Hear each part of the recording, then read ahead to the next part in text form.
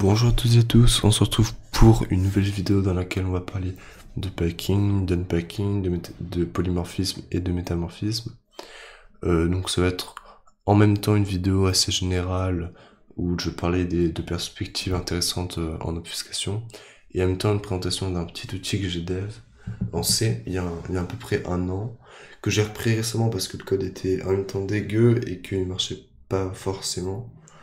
Du coup, voilà, c'est une vidéo qui va être, je pense, un minimum longue, mais qui est intéressante et qui va être split en plusieurs parties. Donc, déjà, qu'est-ce que je vais vous présenter? Donc, c'est Adaida, l'outil que je vais présenter. C'est un truc que, du coup, j'ai dev, il y a un petit moment. Qu'est-ce qu'il nous permet de faire? Alors, il permet d'indiquer donc le binaire cible. Une option, donc soit c'est juste une injection avec du patching basique, donc sans pas en vue de faire du métamorphisme. Et en même temps, il y a une option "-m" pour faire du métamorphisme. Donc ça, on va en parler, est-ce que c'est vraiment du métamorphisme, etc. Stub, c'est le fichier de mon stub qu'on peut indiquer, donc n'importe qui peut dev, vous pouvez dev votre propre stub. Par exemple, notamment en C ou en assembleur. Donc là, je supporte pas encore les stubs en C, mais enfin justement c'est un truc que je voulais dev maintenant, donc ça va bientôt arriver. Et layer, qui est le nombre de layers qu'on veut sur notre binaire cible. Donc quelle est la technique de code injection? C'est simplement ajouter notre package stub après toutes les informations qui sont importantes pour le binaire. C'est-à-dire que en fait, un exécutable sous Linux, j'en ai déjà parlé sur ma vidéo sur les ELF, mais je le répète, il a des segments qui sont loadable. Par exemple, si je fais un read ELF sur binls, donc avec -l pour les segments, on a tous ces segments-là, et en fait, il n'y a que ces segments-là qui vont être utiles pour le mapping du binaire. Enfin, le ptdmig appartient au dernier ptload. Je pense que lui, il doit appartenir au dernier ptload, et il est important pour le mapping. Mais enfin, c'est celui qui, par exemple, détermine que ce soit ça notre interpréteur.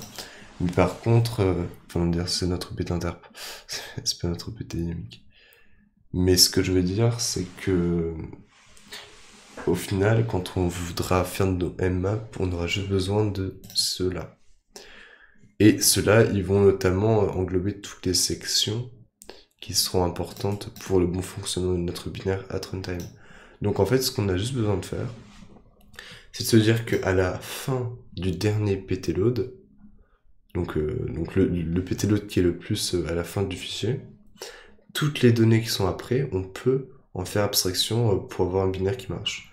Donc moi, ce que je fais, c'est que je change la taille du dernier ptload pour lui ajouter de la taille de mon stub, et j'injecte mon stub après sa fin originelle. Ce qu'il faut juste faire attention, c'est que le dernier ptload, souvent, il a une memory size qui est différente de sa file size. Donc là, il a une memory size qui est en 22.010, donc là, il est aussi en 22.010. Ça veut dire qu'il a pas de BSS. Enfin, je pense pas. Et ce qui se passe, du coup, c'est que quand il y a une BSS, quand il y a une différence entre la même size et la file size du dernier ptload, par exemple, il faut injecter le stub absolument après la memory size originale. Parce que si on l'injecte avant, il va croire que c'est notre BSS at runtime. Et du coup, ça va pas du tout marcher. Voilà, ça c'était pour la code injection. Maintenant, on va parler de la perspective polymorphisme, métamorphisme, etc. Donc ça c'est mon stub pour les binaires qui sont pas PDE-based. On va faire à la fois une code review et en même temps, je vais d'abord vous présenter d'ailleurs l'algorithme. Donc l'algorithme, il est assez basique, c'est-à-dire que, donc je vais du coup un peu commenter l'assembleur. Il va ouvrir son path at runtime, c'est-à-dire que on a un field sur la stack. D'ailleurs, ouais, on a un field sur la stack qui va contenir un pointeur vers la string qui va contenir le chemin du fichier dans lequel on se trouve, donc c'est-à-dire dans lequel notre unpacking stub a été injecté. On va l'ouvrir en read-only. On va faire un stat dessus. Ça va nous permettre de récupérer la taille de ce fichier avec notre taille et notre file descriptor. Donc taille et notre file descriptor, on va pouvoir le mmap et du coup faire pas mal de changements. Donc sur les changements, je vais pas trop en parler parce que c'est pas très important. Et du coup, on fait tous nos changements et après, on va créer un fichier temporaire qui s'appelle nasm. Avec ce fichier nasm, on va écrire notre file descriptor originel dans nasm. Donc en gros, tous les changements qu'on a fait avec notre mmap, on va les mettre dans nasm, dans le fichier nasm. Après, ce qu'on va faire, c'est qu'on va unmap, un truc logique. On va close le FD originel qui était en fait notre fichier originel qu'on avait ouvert. Et on ferme aussi le fichier nasm. Et du coup, ce qu'on fait après, c'est qu'on va link notre fichier nasm avec le nom originel. Ce qu'il va faire, c'est que du coup, quand le binaire aura fini de s'exécuter, on se retrouvera avec son binaire originel qui a été supprimé et un nouveau binaire qui contient le nom de l'ancien binaire qui a été créé.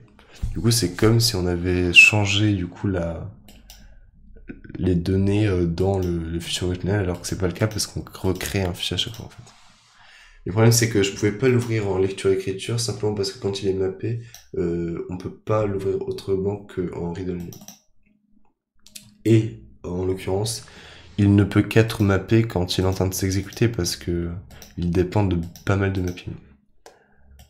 Parce qu'en fait, c'est ça, un binaire s'exécute, c'est l'adresse space, c'est juste du mapping en fait.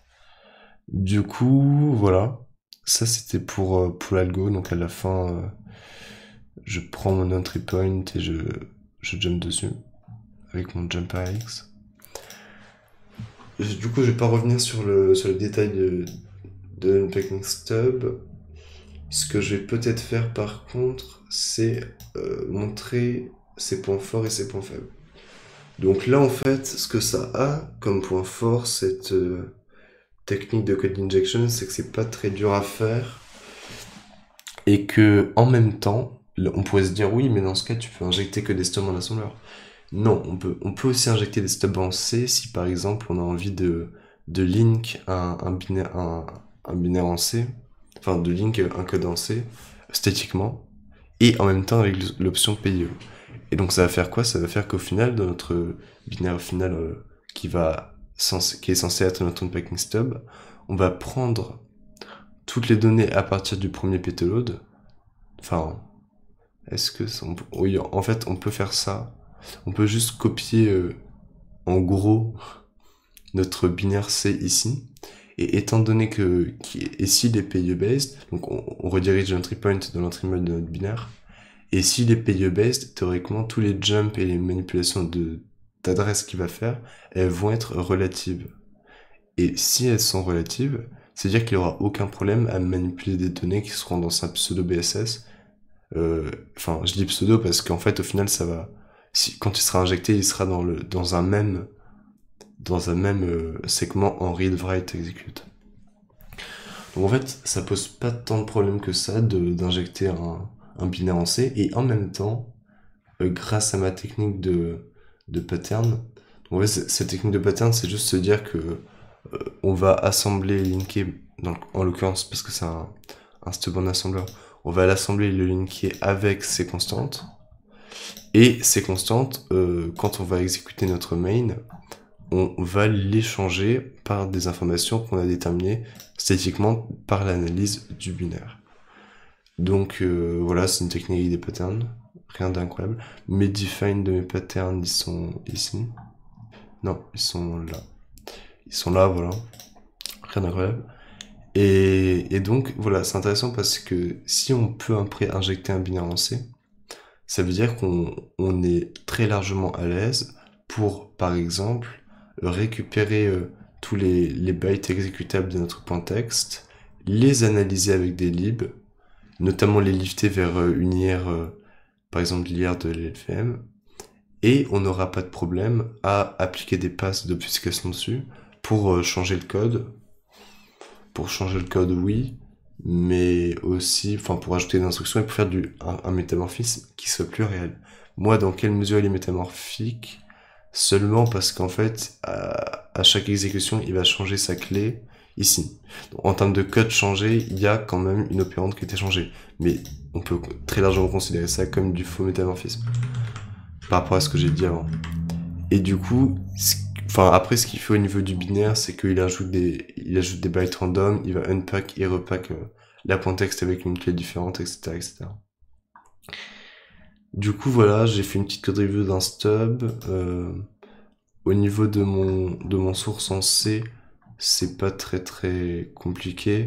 Ça, c'est mon wrapper qui va en fait boucler sur chaque layer et appeler mon corps avec une structure assez générale qui va déterminer l'état du binaire. Et il y a notamment un field qui pointe vers les données du binaire, vers un gros malloc, quoi. Meta, c'est ce qui va être méta, et ça, c'est métamorphique. Et ça, c'est le callback vers la fonction de chiffrement qui est un argument. Et donc, je peux faire un petit commentaire de ça, même si c'est une fonction qui est relativement longue. Au début, on fait du parsing, où on cherche la base address. Ici, on va chercher le premier payload. Donc, si on a qu'un seul, je l'ai pas encore handle. Là, on va chercher son offset, l'offset du stub dans le binaire et l'offset at runtime. Donc, c'est le gap entre les deux, c'est justement la tête de map.bss.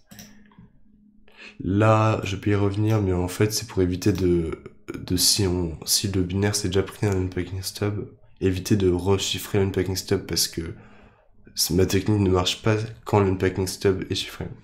Donc il faut forcément que tous les unpacking stubs sont clairs. Là, je génère une clé random. S'il est payeux, on va juste regarder s'il est payeux. Je change mon entry point et je fais tous mes patchs avec mes patterns. Ça c'est s'il est pas payeux. Donc ça c'est assez inutile. Là je patch du coup la taille du dernier payload. Je lui ajoute le flag executable. Je m'assure qu'il n'y ait pas de problème au niveau des section header parce que je mets tout à 0. Donc c'est comme s'il était strippé en gros. Et là je fais mon gros mmap dans lequel je même set et je fais des mêmes copies dedans pour reconstruire un peu, enfin pour injecter en fait mon unpacking stub.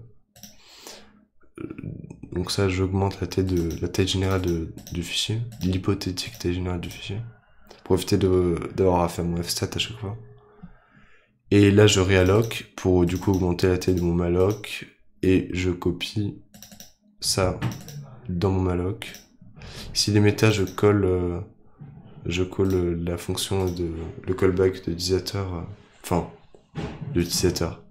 Parce que ça, c'est censé être une fonction générale qui peut être assez facilement exposée.